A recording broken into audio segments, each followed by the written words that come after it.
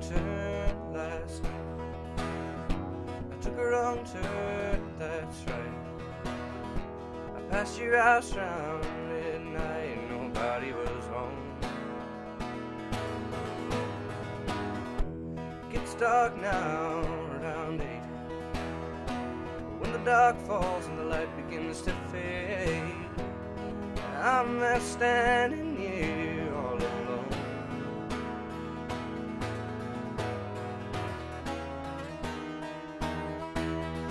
I get lonely when I'm crying on my own. You're my one and only. I think I let this go, and then I see you coming. Be here when you get home.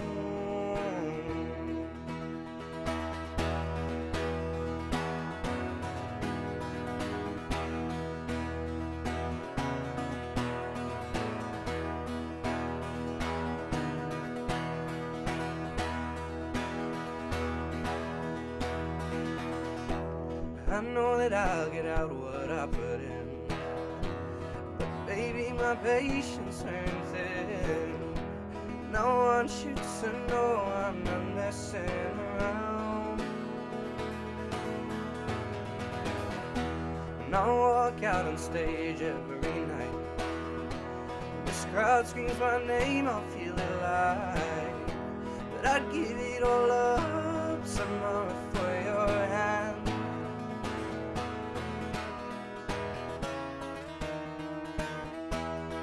I get lonely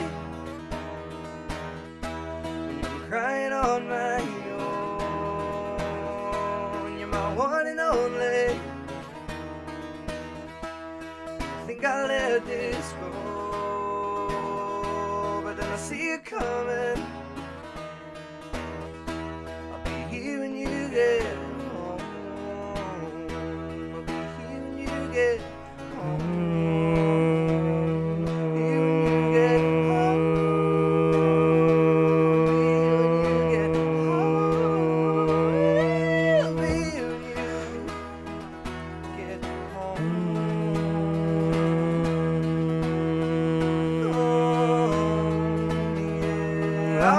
To remember the old days, I want to remember the up lates, and I want to remember the nights away from home. And I want to rust out in new ways, I want to avoid any mistakes, and I want to explore the world with you.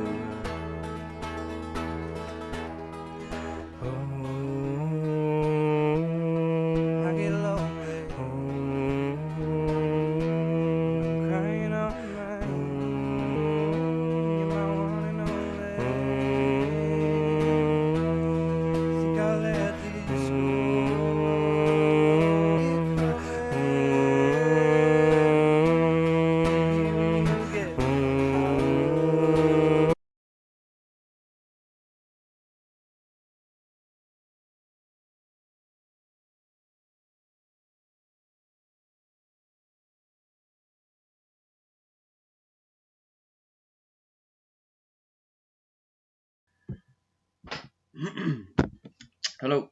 Okay, we're in. I don't. I get. I clicked on wrong turn, and I had a few. I had a few different versions of the song, and there was one which was an unfinished cut, which had that overlaying. Ooh, but I had it too high, so the song really sounds bad at the end. I apologize for that. Everything else should have come across clear, though. I hope you guys enjoyed that. I'm just moving my mic, so don't mind my rustling about. So how are we all getting on? Today, this afternoon, I'm going to be watching Sing to Me, and I'm going to discuss with you guys. I need to stop hitting the mic. I'm going to be discussing with you guys just some different things with regards to how we went about making the film and things like that. So yeah, and I have a number of questions. So I'm just going to give a couple of minutes for people to kind of come on. That's also what the song was for. and I'm looking at my laptop now, but I can't see. I usually have. I'll show you what my screen looks like. I'm going to mute my laptop as well. Oh, I can't do that. So this is what my my screen looks like. If can I show you that? I should be able to show you that. Yes, this is what my screen looks like. So what I'm doing at the moment is I'm looking up Sing to Me, Social Studios. I'm not sure if I have it underneath Luke. I think it's under Social Studios. Yes, there it is. So I've already been into the video, so we're going to bring it right back to the beginning. So for those of you guys who haven't seen it, I'm hoping that most of you have. But for those of you who haven't seen it, Sing to Me is a film that I wrote and directed and played the lead in. I played a guy called Sebastian Murphy. And we're going to go back to my live screen here for a second. I played a guy called Sebastian Murphy, and he is a Josh, what up, my lad? Hey, Josh. He's 16, 17, and he's very socially awkward. He's very afraid of any kind of commitment, for one, and he's afraid of putting himself out there and showing the world his ability with regard to music. And so the whole film kind of centers around him and his journey to figuring that problem out and telling the girl that he likes that he loves her. So we have just me on the stream today, but who you're going to see the actors obviously on the thing. So Josh, you helped make it. So we have the main actors in the film are myself, Luke Spellis-Shaw, Jordan Feely, who plays Sean, who's Sebastian's best friend, Lara, who is played by Aisling Whelan, Ari Farrell, who plays Michelle Leon, Lee Doyle plays John Thompson, I think, and I can't even remember the characters' surnames. Hannah Collymore, who plays Anna, and I think that's everyone. Yeah, so it's a group of 6, and they're this group of 6 kind of friends or whatever, but Sebastian has kind of wandered into the group. So we're going to take a look. I do have questions that I'll answer at the end, and if you guys want to drop questions, you can drop them into the comments box, and I'll answer them. If you're commenting after the stream has aired, obviously I'll try and get some way to explain the questions or answer them for you. So without further ado, I'm going to switch to my live screen here, and we're gonna start watching Sing to Me. I do need to turn up my audio volume for this, though, don't I? I think I do. So if you guys can't hear me, just pop it into comments. I have live chat open on my phone, so you can see that. Pop it into the comments if you can't hear my actual voice if I'm talking over the film, and we'll go with that. All right. So this is Sing to Me. This should be starting now. Yeah, so this film contains explicit language and therefore is rated by the creators of the film, Sing to Me, and director Luke Spellis-Shaw as PG for parental guidance. I had to implement that because I knew we were going to be doing for an audience, so I knew I was going to have to put some kind of... It's very quiet. I knew I was going to have to put some sort of, I suppose, disclaimer in place. We told you held my hand. I wanna know why you the way you walked away. I'm gonna bring my audio a little bit down. And then last night, the absence of light, you told me how you really feel about me, how you feel about me. That should be okay now. So that should be okay there. That should be heard pretty clearly. There we go. So, Spellshot Studios proudly presents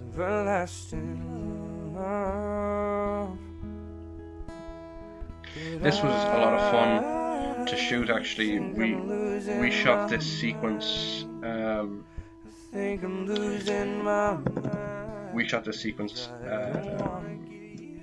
In May or June. It was a reshoot sequence, so it wasn't initially in the film.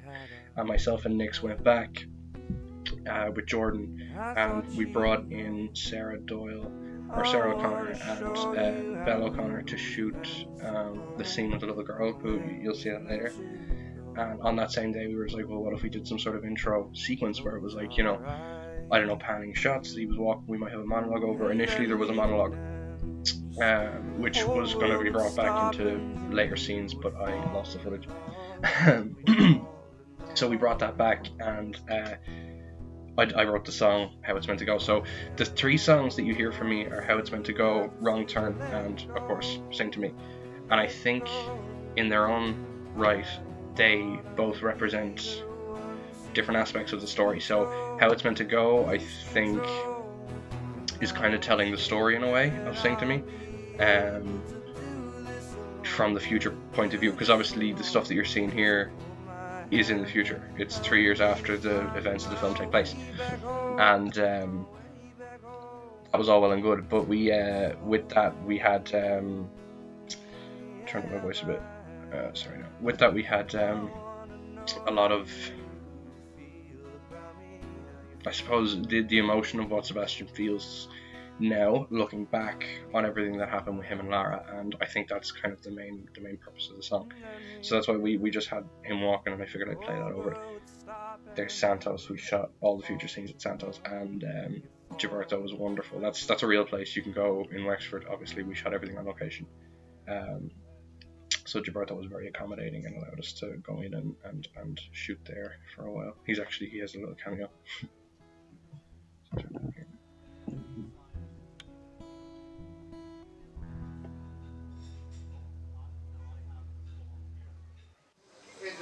So Gilberto is in on the left, and that's Andrew on the right.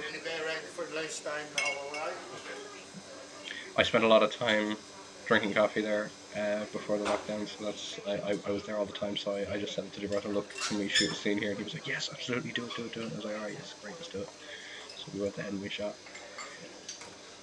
That was very funny. I was like, just drink water and drink it casually, and he was like, oh, nervous. He's like, I don't know how to do that. No, it's just drink it. I hit my guitar way too hard off the ground here. You can kind of hear it, but it actually clunked, and when I walked in, I was like, oh Jesus, I don't know how to feel about that.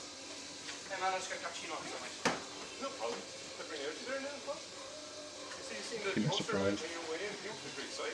Yeah, really excited now. I can't wait for it. Yeah, I'm just going to sit outside actually, is that alright? Yeah.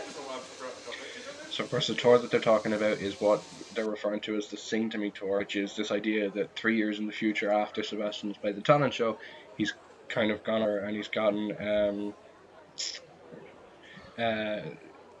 some different gigs or whatever, and he started to get a bigger name for himself, so now he's gone on to do his own tour. Here's Jordan. Not too bad.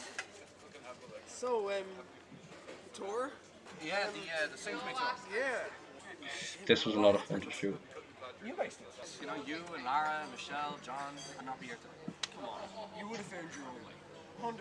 100% guaranteed. Not alone. You were never alone. Just hit water off my braces.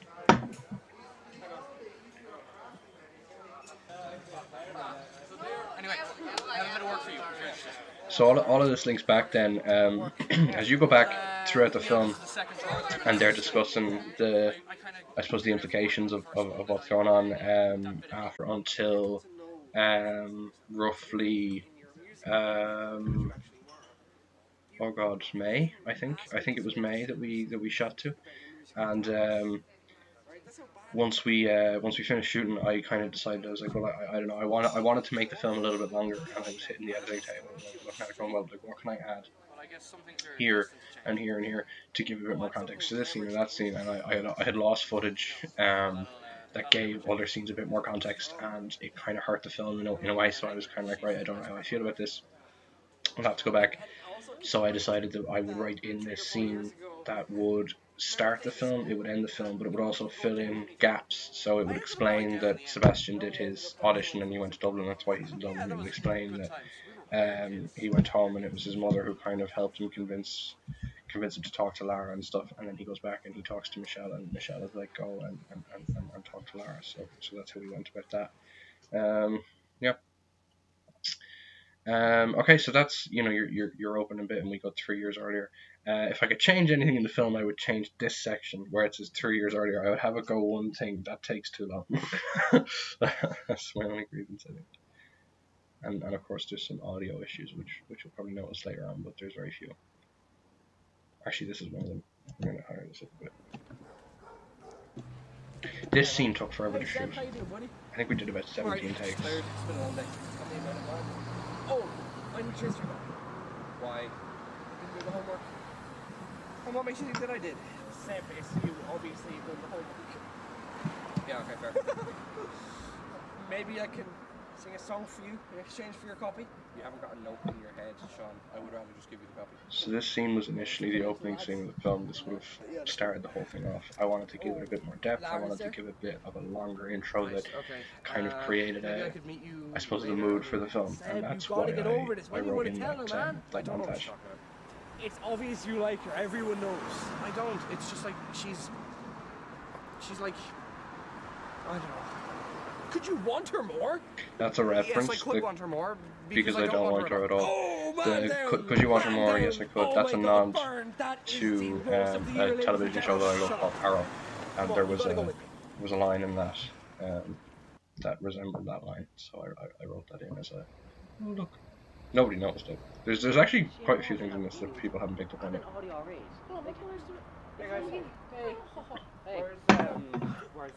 That was funny.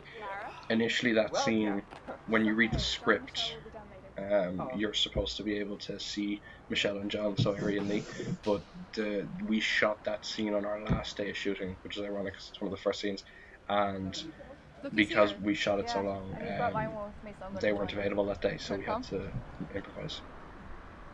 Are you even listening? What? Oh, sorry. Didn't that guy have a dog? What? So this is important. Jim. He used to have a dog, but the dog isn't there anymore. Okay, and? Well, I've been told that he has no family, and then he lost his wife in an accident.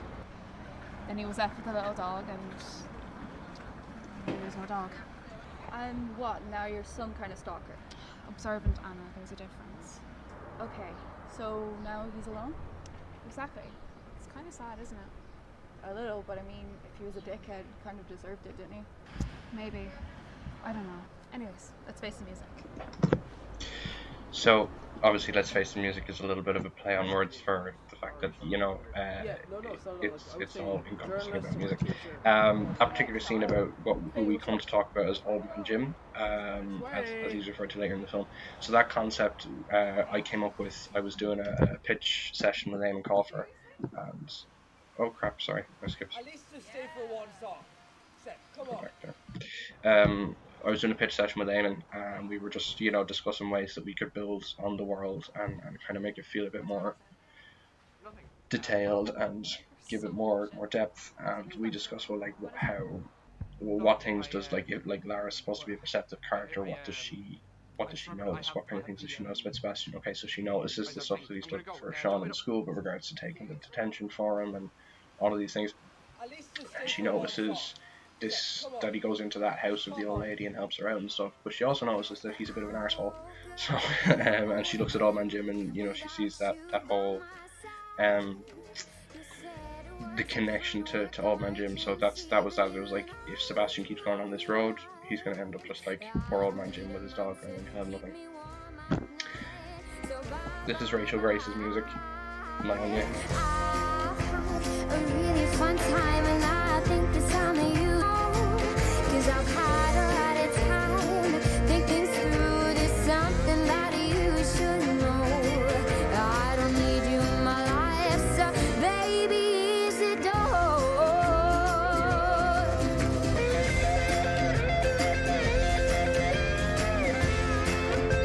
We're getting some interesting questions from here.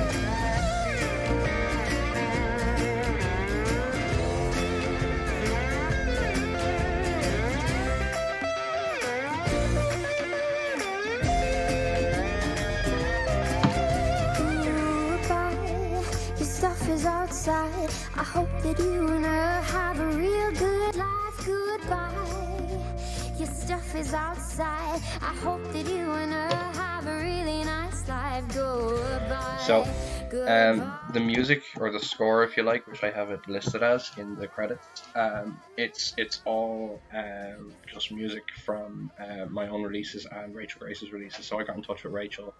Rachel's a good friend, and we had a conversation very early on during like the first drafts of the script.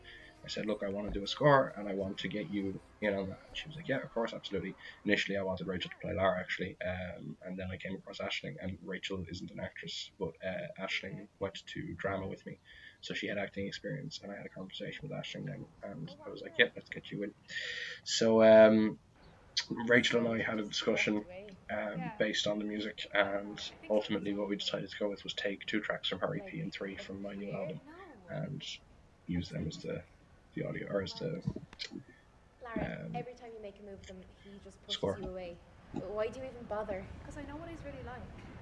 How So do you know Eri what and he's really like? Ashlyn's relationship You guys never through the talk, you never characters talk on is very cool, and I always loved when I was writing that. I always really enjoyed writing their scenes, and they do have more scenes in the script.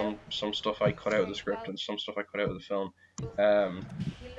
But One day she fell and they have a deep relationship. They know each other for a very long time, and she's the Antichrist. you know, the entire friend group is very close. But I would think that like Michelle and Lee and Lara are like best friends. They're really really tight. Lara tells Michelle everything. Michelle is a bit of a cynic, and she's like, you know, she's a bit of a pessimist, but she does really love Lara. But she's also realistic, so she's like, you know, he's being an arsehole, just drop him. Like, what, like, you know, you can have anybody. And Lara's like, well, no, there's something about him, I really, really like him. And that something is the fact that Sebastian's a dickhead. Which was interesting to play. It was a lot of fun. I like, as Sebastian being a bit of an arsehole, I was like, alright, okay, let's go with that. This scene frustrated the hell out of me, because we shot so many takes of this. We kept, something just kept going wrong. Talent show's coming up, buddy. You should totally give it a go. No, I shouldn't. Why not? Because So this discussion here is the kind of the basis of it, is that he, like Jordan's character Sean, really wants Seb to step out of his comfort zone and do that talent show. He wants to show off what he can do. He also wants him to tell Lara how he feels, as he said before. But Sean is the only one who knows about his musical ability and his true feelings for Lara, really. While everybody else has kind of picked up on the Lara thing, Sean is the only one who's kind of really in on it. I'm here now, so I really don't see what the problem is. Sean, I've said I don't want to do it. So of course he's referring to the fact that he can't, he doesn't, he's very afraid of building some sort of connection to this place, because he spent his entire life on the move.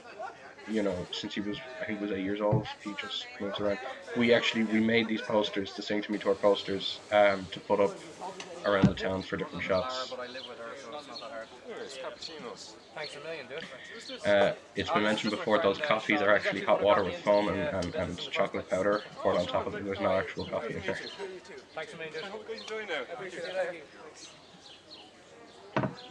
Yes, so what about you? Have you been in touch with anyone else?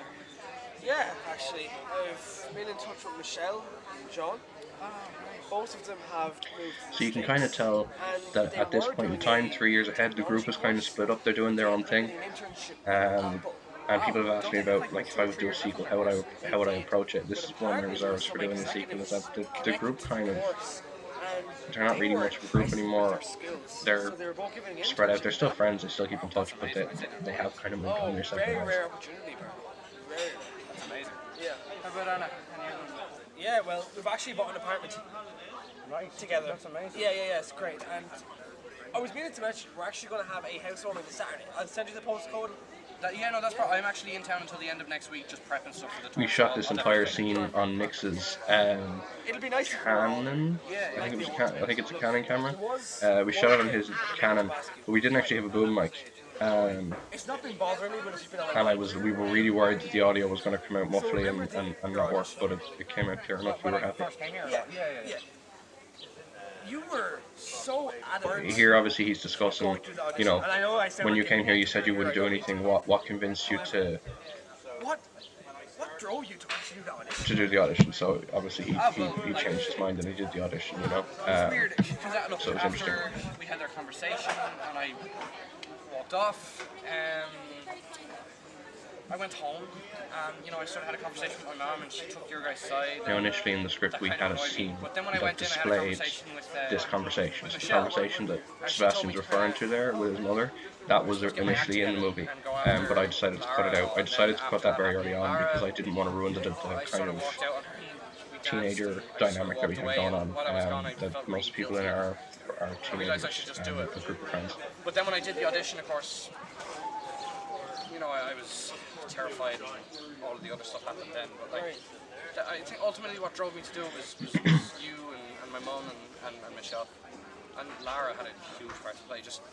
So obviously there now, like so that's he talks about the conversation with his mother, and in the conversation with his mother, I don't have a script handy.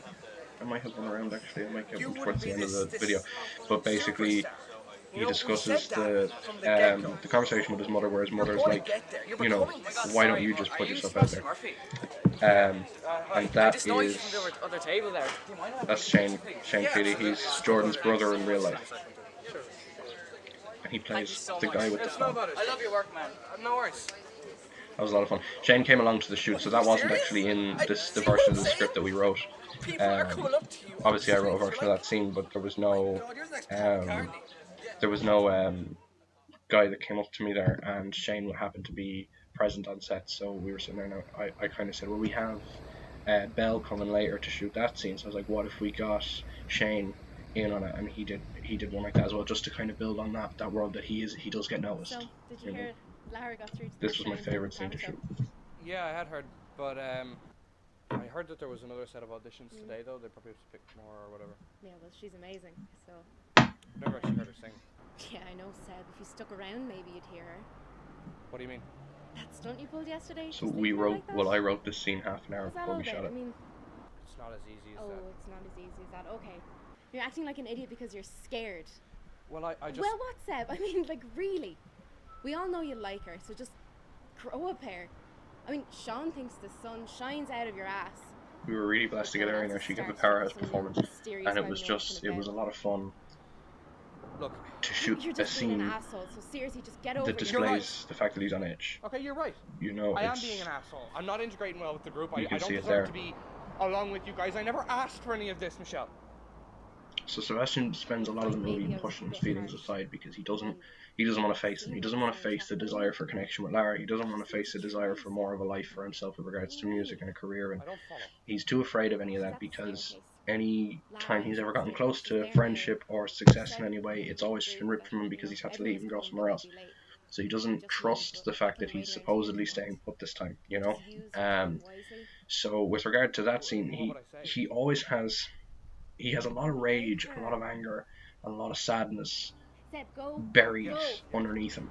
And it's always bubbling at the surface. And you see it come to the peak only a couple of times in the movie, but he generally keeps it suppressed. But I always love the scenes where he erupts, you know, like the scene outside the art centre, the scene in Dublin with Lara, and that particular scene with Ari. I always got a kick out of them.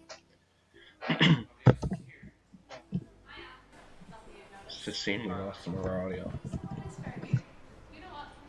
Just tell me you're not interested. At least you be honest. If I said that, I'd be lying. So we shot this on our very first day of shooting. This is an interesting fact about this, and I think I've mentioned it before, but this particular scene, we shot this conversation on day one in December. But we shot the dance and the conversation after the dance on our very last day. Round two? And this scene is what I based the film around. So I wrote this scene, and from this scene the film was birthed. And this song is Nancy by Rachel Grace, and it's gorgeous. I really do love this scene, although it took a lot to get it done because, like I said, we were trying to figure out the best way to go into the dance and stuff and get our shots. We were still learning the equipment, so we waited until the end, and then we had to wear the same clothes, and I looked a bit different, so I think I had to get my hair shaped back the same way or something like that. There was a whole thing about my hair, and I dropped her like 3 or 4 times. So Aisling, if you're watching, sorry, very, very sorry.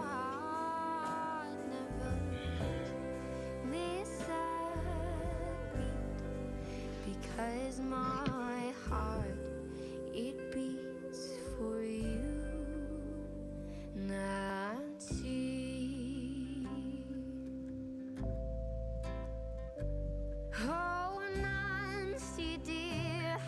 So here, when I pull her in there, it cuts,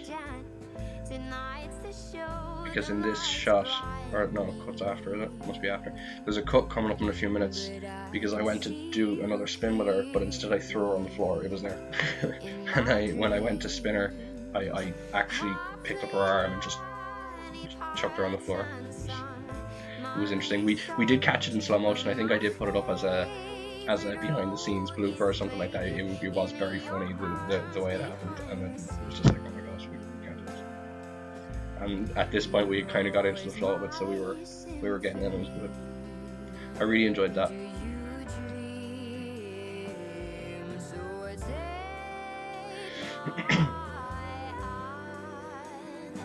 So throughout this whole thing is he's dancing with her, but he's seeing all these moments that he's had with her, because he's totally enamored by her. He's completely in love with her, but he's terrified. But he's swept up in the moment, in the heat of the moment. He's like, I'm into this. I'm doing it. I'm going with it. And it's when it dawns on him what's going on, and he realizes how intimate this is and what this could lead to. And when they pull out, and what you would normally, in any other situation, you'd expect him to kiss her or her to kiss him.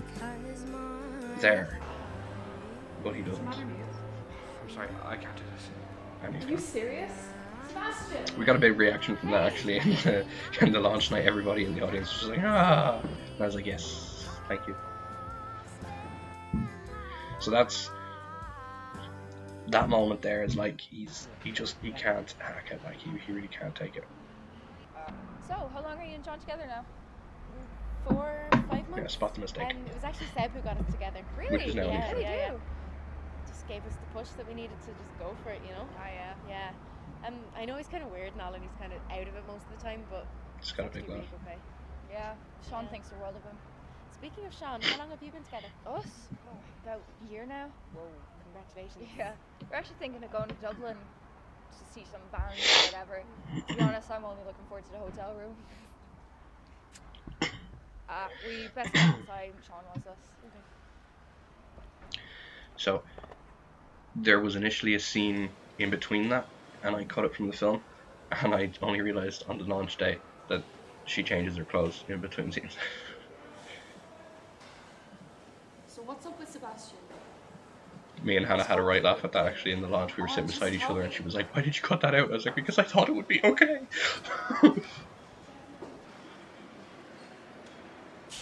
He really likes Lara. We shot this on the first day as well. I think, or second day. It was early on. Why doesn't he just tell her? It's so obvious that she likes him. Of course he knows. Everybody knows. But he just can't handle it. What do you mean? What do I mean? It's just... He's always on the move. Constantly moving. So this is Jordan's character, Sean. He's trying to For once he's happy. explain without explaining. You know, he's trying to point Anna in the right direction, And then this girl comes along. but he can't And quite he likes her. do it because he's still And she likes him too. trying to maintain that trust and that promise that he made that he wouldn't talk about. Handle it. But by the time Seb goes to Dublin, he's losing all hope. He's like, right, okay, we don't have a choice here now. I'm gonna have to get people on board.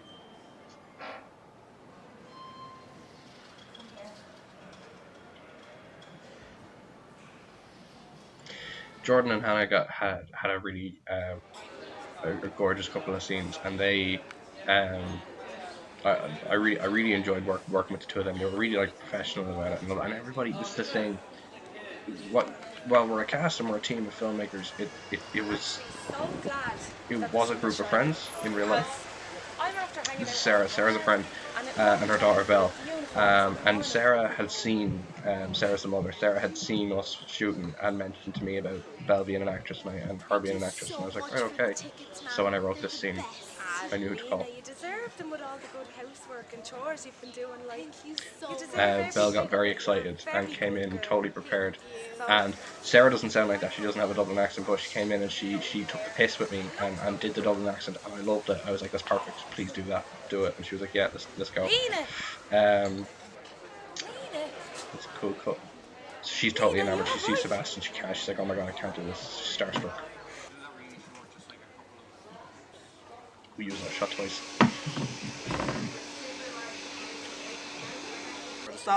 Excuse me, Mr. Sebastian.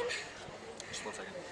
Hi there, what's This your is a name? really sweet scene. My name is Lena. Hi, I'm Sebastian. Excuse me, I'm so sorry. My name's Tess. This is my daughter. She loves your music. She Would loves it be your possible music. that we could get a quick photograph and maybe you could sign our poster? Absolutely. So Sarah doesn't talk like that at all. She Lena, you doesn't. said your name was? Lena. I'll try and get around to one of these live videos sometimes, or So, I'm sometime gonna make it out. you'll be able to see. So, Lena, I am your biggest fan. Love Sebastian Love Murphy. Sebastian Murphy. Brilliant. Oh my god, thank you so much. Do you want to get the photograph? Please. We do all. Only we won't keep it long. This is funny. Jordan drank that. And it's not real coffee, so you can see him tasting it going, I know I'm supposed to drink it, but I don't like it. I never told him to drink it, but I think he thought he was supposed to. That's it, get closer now. Just got a big laugh. Closer, give him a hug. Come on, give him a hug. Oh, I'll get these framed now for your granny. She really got into it, like, she just, the whole Come on. Dublin Oh, mammy, brilliant. like, you know, Irish mammy. Oh, go on, and again, go on, go on. It was really lovely as well because Belle is her daughter, so the relationship was authentic. I really like that. She doesn't mind, there's plenty of time. We won't keep it long. Oh, perfect. Perfect. And just give me a little. The laugh that you can hear. I love it.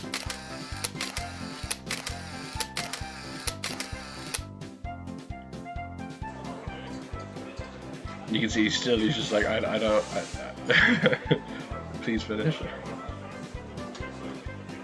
This is actually Nix's idea. Get the Yeah, nice picture as well. get the shots. Sorry, I keep doing that. So not do that again. But to get the shots opposing, so like shoot Jordan and then shoot me and overlay them. And that was one of Nix's ideas. And when he said it, I was like, that's brilliant. I love it. Yeah, nice picture as well. Yeah, man. Anyway, where were we? Back to the past. Back to the future. And that made me laugh because that wasn't in the script. Jordan, he took liberties with the script, and I actually quite enjoyed that because while it wouldn't work for every actor, Jordan's particular approach, he was the only actor that did it, but he's the only actor that I think, at least on Sing to Me, that was able to make it work. He took his lines and interpreted them. So he said the gist of what was in the script, but in his own way, and it really made for a natural flow of conversation. So we sometimes he spoke longer or spoke less than what was in the script, but it was a natural flow of conversation in character, and I loved that as a director for me anyway. She followed me up and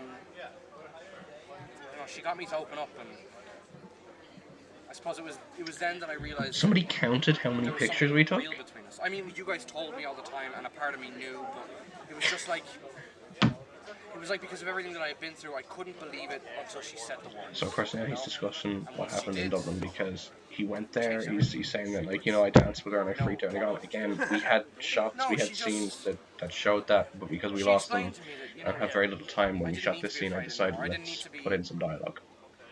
Segregating myself from this group of people that wanted good things for me, you know. It's just I was so used to running and so used to having to go it alone that I blinded myself to the truth that I wasn't alone anymore. This is really lovely. You never were alone. I said that. From the get-go, you were never alone. And you still aren't, and you never will be. I look, Jordan brought a real natural sincerity and warmness to the role. It was really lovely. And me and Jordan have a very real, strong friendship anyway, so it kind of just played through. I really enjoyed that. They're so like awkwardly overpriced. Yeah.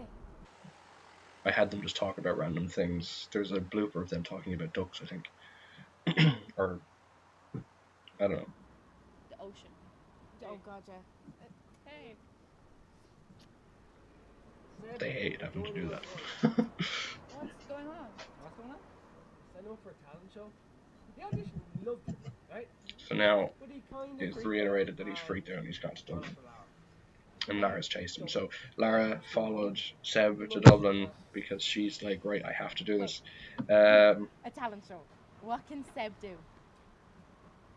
He's actually really good at guitar and singing. 3 year absence. But he just isn't telling you. You have no idea. But guys, there's one thing. So now he's filled in the blanks. So they didn't know that he had this ability, but Jordan or Sean had felt that he just has to get them on board because he doesn't know how else to help them, you know. This was fun. I shot on the bus to Enniscorthy. I was heading up to see my grandmother, and I was sitting down and I was just filming this shot, and I was going up to meet my mum and go up then, and just sitting in a bus with a camera shooting this. It looked very weird. Pardon me. Yeah.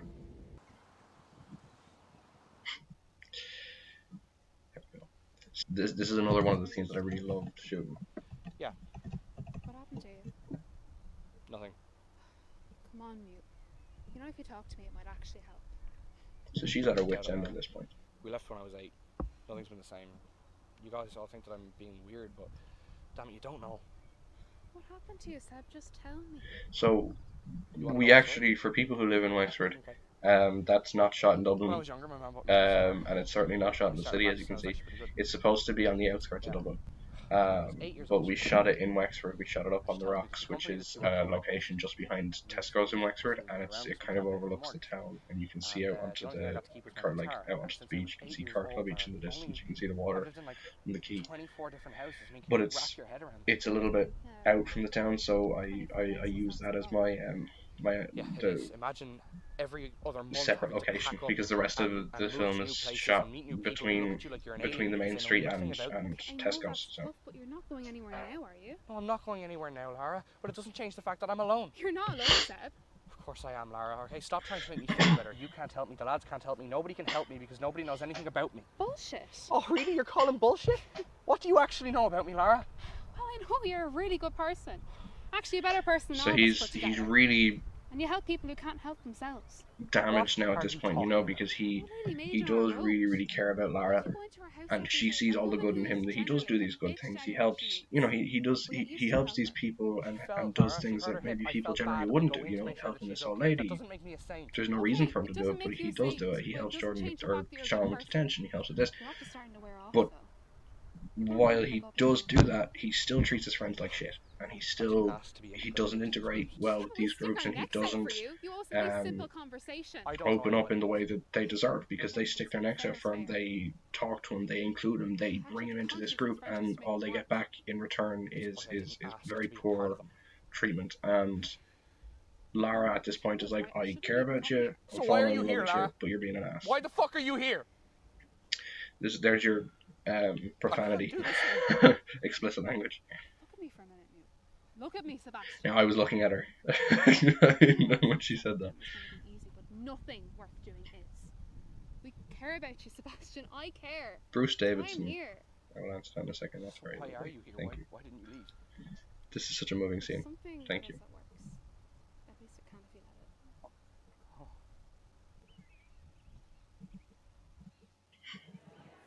it. Just for reference of what's going on in the comments, Fatherland has nothing to do with Sing to Me. I'm also playing the lead in that, so I can't be two characters in one thing, unless Sebastian has a twin brother, but we never know. But this is a nice scene. So that's Leoneri, who at the time in the film were actually together. So we shot this scene, and that's on the phone. What she was flicking through was the actual group chat for Sing to Me in real life. That's a great idea. And so were you talking to Lara at all this week? Me? No, not really. I was in the group right now. You? Yeah, I saw her earlier. I think she and Seb are going to So you can see by this, by Michelle's reaction to the. I need to stop doing that. You can see by Michelle's reaction to the At least just stay for one song. you know, the connection to Lara, She and Seb are and going to get together. you know, she thinks that they're going to get together, and she wants them to get together, and the group are rooting for this, and they probably have been for quite some time. You know, they've known about this, they've been aware of this connection, they've been aware of the relationship between the two of them. They are rooting for the two of them to get together, but it's just so odd and so disconnected, because it's like Sebastian just won't open up about anything, and well, obviously what they don't know is what happened in Dublin. Where's Lara? Oh, she's gone inside already. This is it. Are you ready? So I think so. behind the scenes of this shot, you can actually see, well, you can't see it, but the way this was shot, because the camera was at such a distance, so the camera is zoomed in, the camera was out on a footpath, and we had the camera tilted up to get Jack up the back and Josh and everybody in, and I had to be at the edge. But we had Jess Byrne lying on the floor, like prone on the floor with the mic just tilted up. It was very funny. There are photographs online somewhere, I think. Oh, I thought you changed your mind. Change it back. Loving the film all the way from Lincoln, Nebraska. Oh. Well, we better go in and get our seats. It's gonna be packed. Yeah, we're ready. John, playing. So this moment is really gorgeous because it brings together the friendship. They have a really strong connection. Never forget that, yeah? Always. And you can kind of count on, like, say we did do a sequel or whatever way that you look at it, then in the future they have this tight type of friendship that will go on, you know, in the past, and they really are best friends. It's Sounds like a good idea. we had to include that in because I wore that pin during Marcel Asylum when we shot that scene, or when we shot that, which we used as the performance. 5 minutes. And Definitely an inspiration. Come on, we gotta go. I needed to explain why I was wearing it because I forgot to take it I haven't off. got much time left now. Right. Wait, I'm on after Rachel. It's so awkward. We were both dreading that scene. What's up, Ed? You okay? Can you mind us? Yeah, sure. And What's up? Now this particular shot I had a lot of fun with. Hey? I can't do it. I can't do it. I can't do it. I can't do it. Relax, buddy. Alright, take a breath. Look, dude. So he's panicking, he's freaking out, he can't Grab your guitar. maintain John, there's 200 people in there. I can't get up there. the fear that's kind of going through his mind. He really does have such strong stage fright, and while they all care about him, they all want to see him do well. There is a very real, Take a breath. what are we going to do here? You know? 200 people. There's 8 billion. But Sean is doing absolutely everything he can to reassure him and to keep him grounded. Please, Seb, trust me. You know, this was a mistake. My phone got a real call off of a friend who I was supposed to be meeting post the shoot. I think we were going to a party, and my friend rang me, and I had to explain it away. Trust me, Seb. Please. I guarantee it. You are going to be fine. They're going to fucking love you. I think I can do this. That's Lara. She's waiting for you, Seb. So I hung up in real life. What I actually did was I hung up and I pretended to dance for her. That was She needs you there, and you need her. It was actually the best take that we did. I looked over the other. We did a few more takes without their call, and I was like, actually, no, I kind of like the fact that she calls him in because he's taking the piss. Because he's like, I'm taking my sweet ass time. So this performance is real. This is my winning performance of Watchparty Talent. So I did, or maybe it's the semi-final. It's either the semi-final or the final, but I won the competition that year. So this was the song that I played. This is the wrong turn. I wrote that. You have two versions. You have this version, the live version is on my Spotify, and also the recorded version, which I played for you guys earlier on.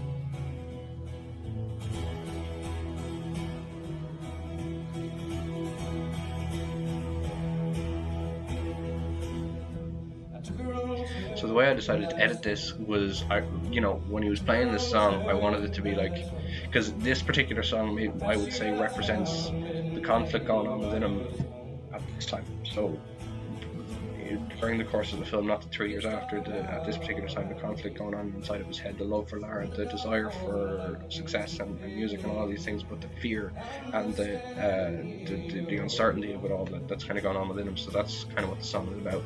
And it of course was written for the film.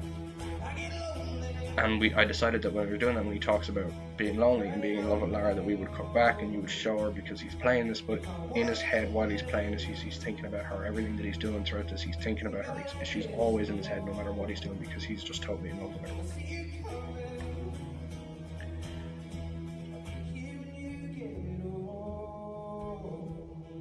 There's actually a shot at the end, I'll point it out. I think I may have actually cut it out of the film, or I think I might have slowed it down so that way you don't catch the end of it. But I actually walked and headbutt the mic. It was painful. I gave myself a hernia. Not an actual hernia, it was just a hurt side.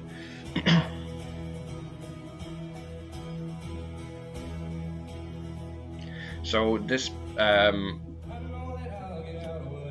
So this is like the lines correspond to events throughout the film. Michelle talking to him saying, you need to actually put in the effort here, and he's like, I'll get out what I put in, but I'm not messing around. I do want to do this. He's thinking about all these things that people have said to him, and that's what the song encompasses. That's what it's about. It's this desire to move forward and do better and do more, but he just doesn't know how. But now he's figured it out. Now he's in a place where he's like, I'm going to go for this because I'm ready. And this is the turning point for him. The fact that he stands up on a stage in front of 200 people, which I'm pretty sure was actually something like 500 people in real life. The art centre is substantially smaller than White's Hotel, so I needed to allow for that. I don't know how many people can fit in the art centre. I think it's 150. But regardless, that was the point, is that when he gets to this point, he does this. That's his climax, when he performs and he shows what the world what he can do. He's kissed Lara. He's told her how she feels. He's just like, I'm ready for this. I'm ready to move forward. I'm ready to take it on, head on. Keep the comment section clean, please. Oh my god, there's foreign conversations going on here. It's going to take me forever to read this. I'm going to play off the end of this. I'm going to play over the end of the song.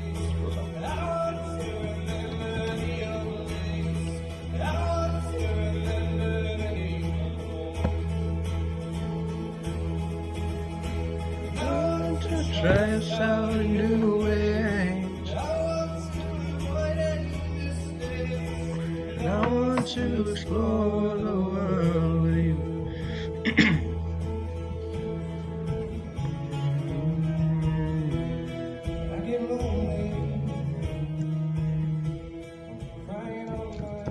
Every time I higher up the volume, I can't tell if it's the actual live stream. I'm watching the live stream on my phone, but every time I higher up the audio, it seems like it glitches.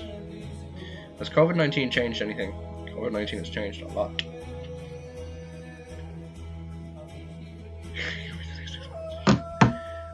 Sebastian Murphy goes substantially farther in this film than I am. I'm just a dude making movies. And music. We aren't going against the grain for the run of it. We're telling stories, and this story has a lot of meaning behind it.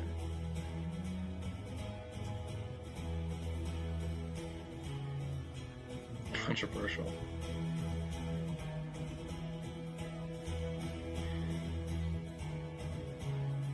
So that was a 4-bar note that I held. I held it for, I don't know, 4 bars is what, 25 seconds or something like that. It was too long, basically, and I actually hurt myself. You see, it does cut a bit there because I slowed it down and I cut it. So when I walk back up to the mic, I headbutt it, and then I go, thank you, and then I hit my face and I hurt my teeth. I hurt my teeth. Can you hurt your teeth? I hurt my gum by whacking my teeth. Can you? I don't know if you can hurt your teeth. So that is the end of that section. He comes to the end, he performs, and that's it. And now you're going to see he goes on 2 weeks later, and he's a new guy. He's a new man. He's a new person. He's evolved from what he was throughout the film, and he's ready to be more and ready to do better. And this is in Dublin. This is a lovely scene. That shot is from our very, very, very first day of our test shooting. Not even actual shooting. That was from our test shoot. I decided to use it because I liked it. You see Jordan's arm come in on the edge. We use that in the trailer as well. This is from our very last day of shooting. Hence the weather change. I tried to correct that as best I could, but by covering it, but it just didn't take. I used to live up there. This is look, you said you're sticking around, and I guess I am now as well. So I wanted you to see it. Man, there's one thing I have to ask though, right? It's on my mind. Okay. You and Laura, is it full term? I think so. I mean, I got the girl. What? Dude, I am So initially, I believe this conversation happened directly after I knew it'd work out. the performance, and it was supposed to happen at night What's next? behind Yeah, look, okay. behind the I was thinking fire exit, I think. maybe I don't know we if can any of start the band. cast I still can have organise things, a I can make t-shirts, merchandise. Come on, I've been bugging you. For I think if any of the cast still have a script, I have a script somewhere, but I do have another idea. so this is seeding the idea. He says, I'll let you be my manager, but of course they never get around to it, so that's why they go back to the future. And Me? fall into place. I'm thinking about going full career with this, and it'd be cool to have you on board. Right, so the second thing I've been bugging you about is being your manager. We were both very tired at that point. We had shot that scene so many times. I think we've discussed it before on live streams. Both me and Jordan were like, this is just fucking tedious. Can we just get it done, please? We shot it so many times because something went wrong. Like I fucked up the line, or he fucked up the line, or the angle was wrong, the camera moved, or whatever it was. After all of that, you know, we did the talent show and all of that stuff up in Dublin. Went up to Dublin after the talent show. You know, that was. Yeah. If it wasn't for you guys, I wouldn't have got here. You know. But even years after, or months after that, you know, I know, of course, your fame, your dream coming true is probably the best aspect of this, but at the same time, you can't forget the lifelong friendship. No, absolutely. You know, how close we've become because of this. So this kind of entails the reality there. And Jordan, again, ad-libbed. He spoke, he delivered the lines the way he would interpret what I had written, but he also added that little bit in, and it was really sweet. It was his own little Easter egg by saying the friends that we've made because it's the lifelong friends, the experience was so good. He was like, you can interpret that as what the characters have been through, or you can interpret it as what we as actors have been through. And he went through this wonderful experience of making this film, and it went from like I had actors and a team involved since April of 2018, and we finished up in August of 2019. You know. And we had a wrap party in September, I think. So it was a really long journey, you know. Coming to every county in Ireland. A year and a half. Coming to every country in the world. April, May, June, July, That's what I want in 3 years. A year and a half. 3 years. Well, coming to every county in Ireland is going to be stressful enough. Yeah, but imagine every country, you know. I know, that'd be cool. That would be pretty cool. But hey, you never answered my question about the tour. Yeah. Background. Maybe. So, what do you think? Will you do it? Depends how much I get paid. Peanuts. What flavour? Salted peanuts. Initially, I believe the line there was, depends on how much I get paid. And I say peanuts, and he goes, okay, I think I'll go for it, and then we do the handshake. But all of this was added in, and it just, again, it's like I said, it just, one of the things I really love about working with Jordan in particular was the flow of conversation. We had a lot of fun with our lines, and because we would just get into the scene and we would just go, you know. If you watch our takes, and we have longer takes and shorter takes of the one scene, because you just get into it and you just go for it, like, you know. It's really good. Of course, now you can hear Sing to me playing over in the background for the dialogue, and that's kind of like for me, that's probably the most picturesque, I don't know, iconic photograph. If you were to get a still from the film, that handshake. You know. And then we guide out. I actually know pretty much everybody said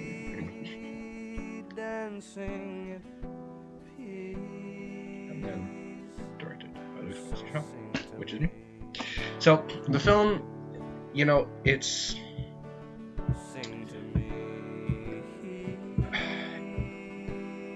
a big part of my life for a long time. You know, and it just, I think I couldn't have done it without all of these people, you know. And we had different versions of the cast and different variations of how all of that would go, but that's it, you know. That's Sing to me, and that's how it all went, you know. So I'm going to answer some questions. We have a lot of questions in the comments. I'm going to go through them first, and then I'm going to go to my other questions. So from the start, which I can't check from here. Why can't I check I should be able to check from the very beginning. Here we go. What were some creative challenges that occurred during the writing process of Sing to Me? I had a lot of issues with trying to figure out how to end it, you know, because it was like I had the very first version of the script started with him leaning over a bridge. It kind of seemed like he was going to kill himself, and it was a lot darker, I think, and the things that were going on in his life that led him to act out the way he was acting made for a much darker story, and it was a shorter story as well, so it was shorter, darker, with much more going on in a shorter space of time. And so I made a decision that I would have to make a longer film and I would have to simplify it a bit. So we went with that. I think that was my biggest challenge, was trying to do it that way, figuring out what way to simplify it that way and make it a bit more coherent, and then end it in that note. Did you consider using any makeup to make yourself look older in the post Sing to Me tour? Kind of. Not makeup per se, but I did consider, like changing my look in some sort of way, making my skin darker or whatever. But when we evaluated it, he would only have been about 20, so there was no real point. So all I did was cut my hair very short and grew stubble. What was the creative choice behind the low percentage present? That wasn't really a creative decision. So in the two scenes that have the really low audio, where you see Ashling's dance and Jordan and Hannah's moment, and those scenes had probably, or maybe it wasn't Jordan and Hannah's one, I can't remember. There's two scenes that have poor audio, and those scenes, the reason behind them was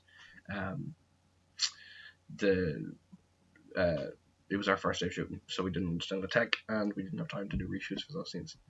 When we started looking at the editing table, what was? No, we're moving on. We love Rachel. Yeah, Rachel was fab.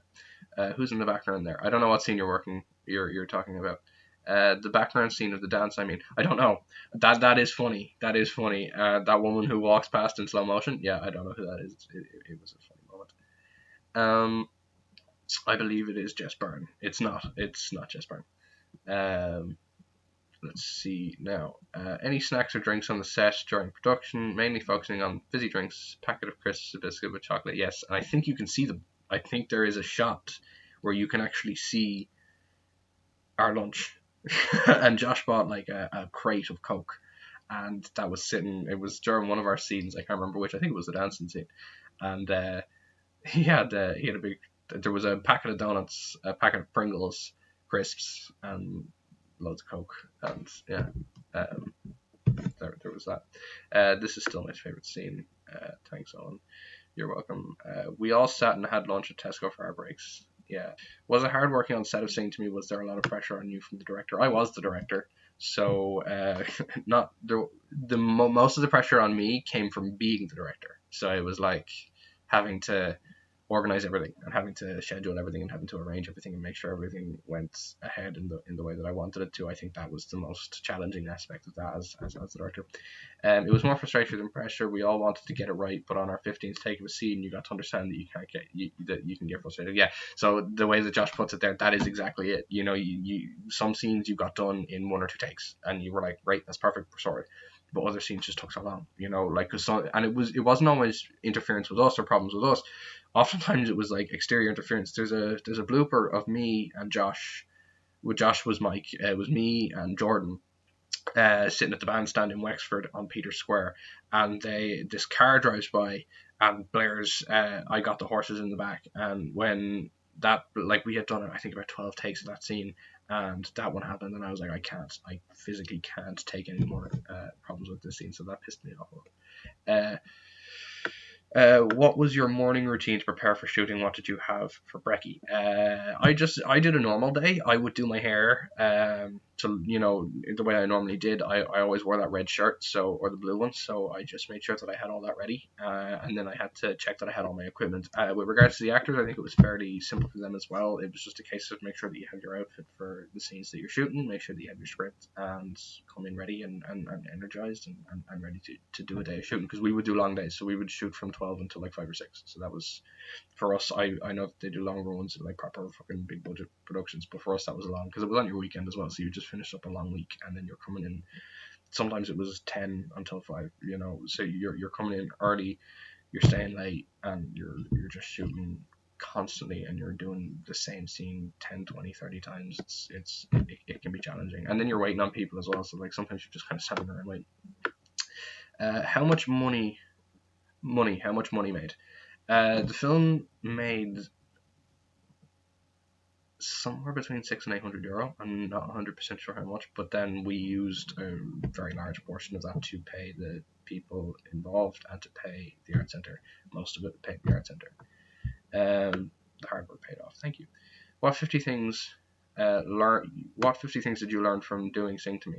I don't think I can pick out 50 things, but I think I learned how to make a movie, and I learned what not to do, and I learned my limits, and I learned things that maybe I could do better on, or things that I could do worse on, or whatever it was. I got experience. I think it's the same for all of us. Why did I always hang out in Tesco? That's their place.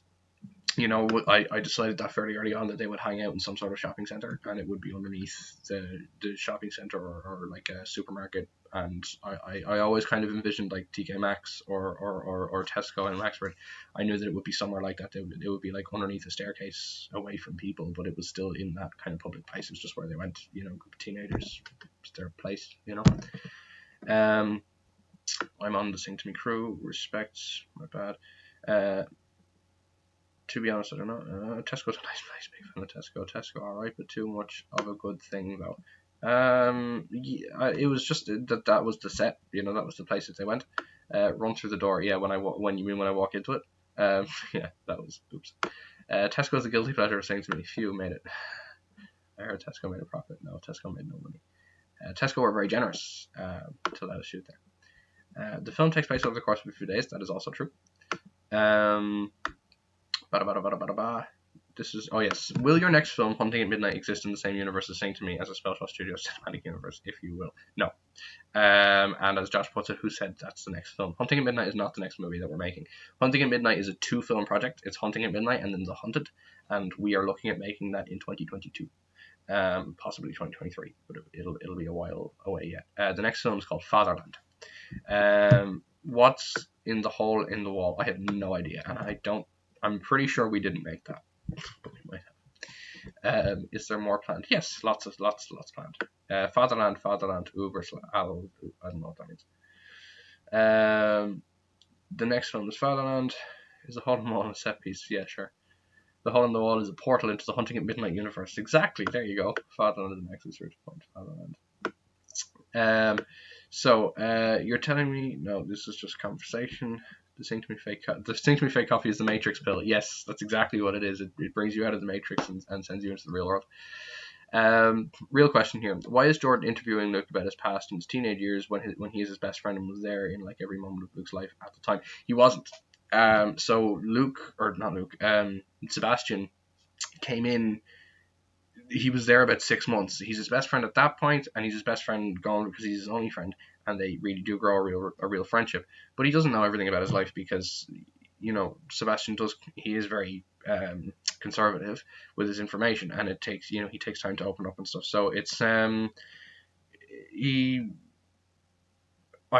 don't think it's less of an interview, more of just going like, well, fill in the blanks for me because, why did you just do that? What, why did you do this? What made you do that? Because I was there for this part and I remember that. Yeah, that was good, but why did that happen? So it's just kind of general conversation, and literally, if you want to take it from a point of view of what the purpose of that is, it's to fill in the blanks for the audience, so that way the audience go, that's why he is in Dublin now, because we lost footage. 3 absences. Listen, Tom, I think you're reading too much into it. I miss my son. So what happens in those 3 years? A lot. Critics say that Sing to Me is better than some of its. Is the better sum of its parts? What do you think? I don't know what that means. They haven't seen each other in 3 years due to the Sing to Me tour. Yeah, so Seb has been away. Not that they haven't seen each other for a full 3 years. That they would have been around each other for a while, but there is a stretch of time when they've separated and they've been apart. But he always stayed with Lara. They live together. Catching up on a cup of coffee, and they might be having kids.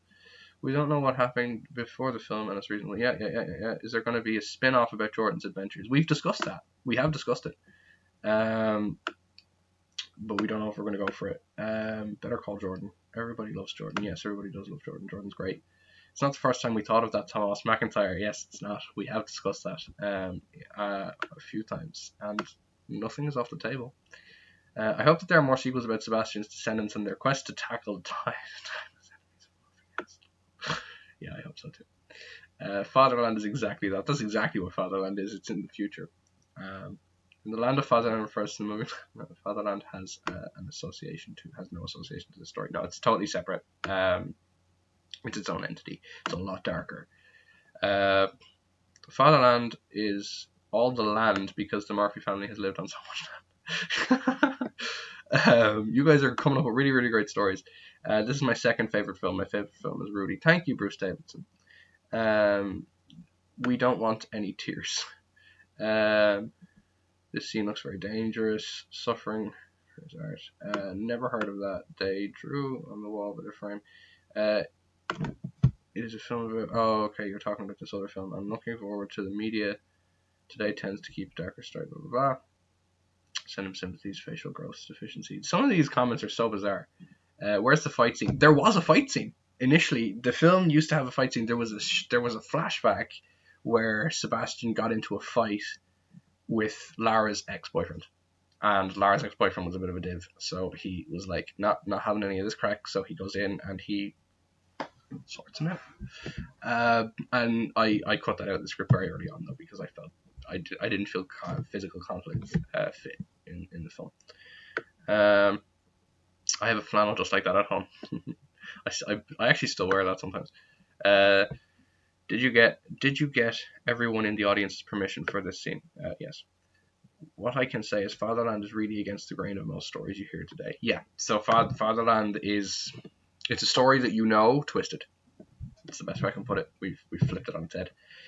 This isn't a joke. Can't you just go against the Pedro Roach changed anything? Is it just me or Sebastian Murphy at Rising Star? He could be the next Luke show. Yeah, but I've said Sebastian went a lot farther than I did. I think the scene was shot with an overly male gaze. Maybe it was. All I need to know. Sorry, I wasn't talking about singing. I was talking about at the most maritime. Blah blah blah. Luke shot. Can you please hurt my teeth? Does Seb represent the music star you wish to be? No, he's an arsehole. I wouldn't want to be Sebastian. Does Seb? I'm going to hurt your teeth really badly. Is that because of the water? Yeah, that was painful. That was very painful. It was also hard when I whacked off the mic, and that was I don't know if you can hurt your teeth, but I hurt my teeth. My teeth were sore. Looks what I see shot. Do you have a party trick just for the fans here now? I do have something to show you. If I don't see you for 3 years, let's meet up and drink fake coffee, and you can interview me on all parts of my life when we were together. Tomas, you were the original Luke Spelacey. Yeah, that's it. When Seb is playing in every country in the world, does that mean he recognizes Palestine? I don't know what that means. Luke just said it's hard to be privileged. Never said that. Who is Seb based on? Is he based on historical or local celeb? Thanks. No, he's not based on anyone. In particular, he's based on a trait, really. So the entire film is really just based on an event or a portion of my life when I was really young. I used to have stage fright, and that was it. I took that and I dramatized it, and I was like, well, why would a character have stage fright? What else would that go with? How could we develop a character who's damaged in that way, and why would he be damaged in that way? What film would you compare Sing to Me if you had a gun to your head? I don't know. I don't know. I think it's very much its own thing. It's just a simple story, you know, but I think it's fairly original. Would have loved to have seen that fight scene, maybe with a green screen. I don't know how to go about that. I don't know how to green screen properly. When it comes to making special effects, I would have to render the entire scene, and that would mean using it with Unreal Engine, and that just takes too long. I like the Octagon. I bought a product a few years ago. I recommend. Is it true that the dance is a futuristic sequel to Sing to Me? No, and Dance has been cancelled. Due to just not cancelled, but again postponed. It's very technically difficult, so we're trying to put you have a gun to your head, you can pair it with something. A love story. They will shoot. Okay, I'm going to move on, and I'm going to do some quick questions that I received online as well. So, if I can find them. We have a few good ones. So, Sing to Me 2. Maybe. Who is the laziest out of all of you? Oh, that's interesting. I don't know. I think everybody put in a large amount of work. I think everybody, yeah. I think people put in a good amount of work. nobody really had issues with, when it came to being on the set, we had a very relaxed set. So it was like, we had a lot of fun and everyone got along and everybody had right crack. But when it came time to work, I would have to call time and I would go, lads, it's time that we get this done, and people got it done, and that's one of the things that I really loved about this team, was that people, they just got in and they cracked on, they did what they had to do. Can you tell us the story about the 20-pack of Coke again? I don't know the ins and outs of it. I know that we had lunch and Josh went upstairs and came down with Pringles and Coke. Or maybe Jordan had the Pringles. I don't know. Somebody had Pringles and somebody had Coke. And somebody got donuts. And there was just donuts, Pringles and Coke. And there was a lot of Coke. And we had to carry it around. So like we moved that day. We shot in Tesco. And we shot up on the rocks. And then we shot outside the art centre. So we had, like, which are all on like opposite ends from each other on the town. So we just like had to carry all of our camera equipment and all of our shit. And we had to go from there to this place to that place. We were just carrying between the camera equipment and all of our lunch stuff. We were just carrying all of that.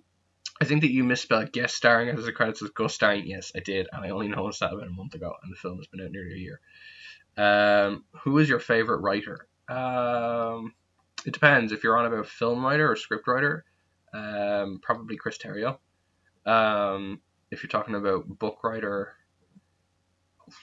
I have no idea. Did any directors provide inspiration for the creation of Sing to Me in terms of style or tone? Not really. I didn't. Well, Eamon Colfer, huge inspiration for me because Eamon was so heavily involved in the project. But with regards to directors that weren't involved with the project, no, because I was trying very hard to make it my own, so I didn't look at a film and go, well, this is what I'm going to try and make mine look like or make mine feel like. It was just, hey, we're just going to move forward with this. And but just directors in general, I think Eamon had a huge influence on how I went about things. Would you say Sebastian resembles you in real life in any way? No, not really. Other than his music, I think Sebastian and his fashion sense. But I think, obviously there's similarities given the fact that I portray him. So there's parts of me that are going to shine through in that. But I think Sebastian as a character, I think Sebastian as an idea is very different to me because he's very quiet. He's not sociable. He's very rude. He's very afraid. He severely suffers from stage fright. He has no confidence, and he's not overly outgoing. He's very, very introverted. Whereas for me, I'm very extroverted. I'm very social. I try to be polite. I have a lot of friends. I get along with all of my friends. I'm not very afraid of much. I like to think I have good confidence. We're very different people. I just portray it. His musical ability is I think the main thing that carries over from me to him is his ability with music comes from me, and it's inspired by my own ability, if that makes sense. Get out of here. Thank you for the newborn. I'm trying. Very odd. Won't be buying it. Okay. What inspired you to write Sing to Me? What movies inspired you to write Sing to Me? Again, no films. It was, I want to make a film. Actually, there was one film. If you watch Hook movies or Eamon Colfer's No Hell, that was the main one that inspired me to work on Sing to Me, because after working with Eamon, I was in No Hell. After working with Eamon in No Hell, and as I got older, I decided, well, actually, I would be interested in doing my own.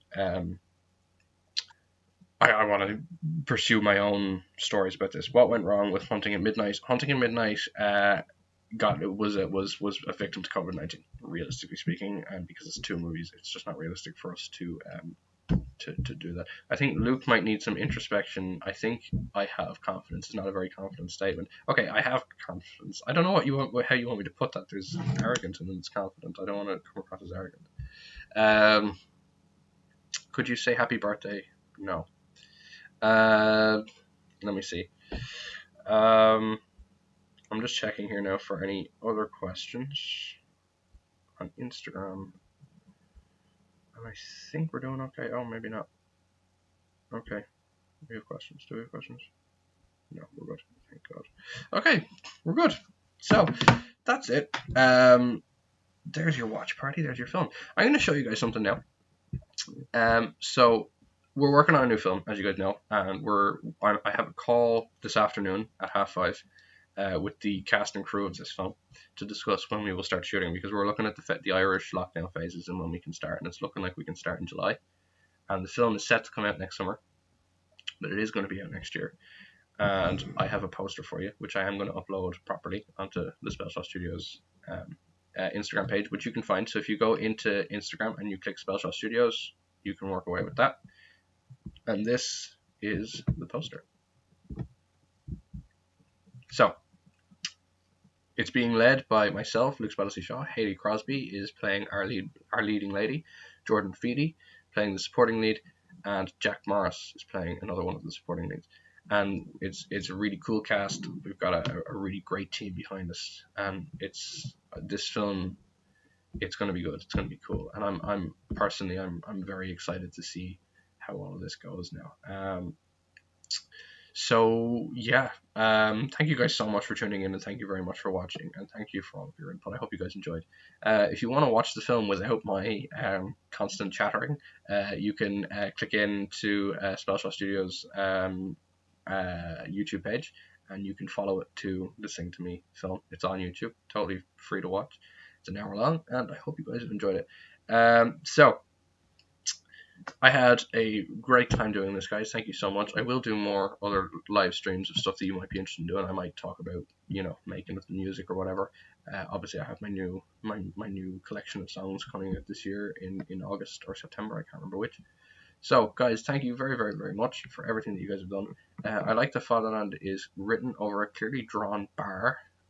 A clever reference to modern memes. Yes. I really like the Morris rendition of Chitty Chitty Bang Bang. Jack Morris. Oh, that was the Shitty Bang Bang.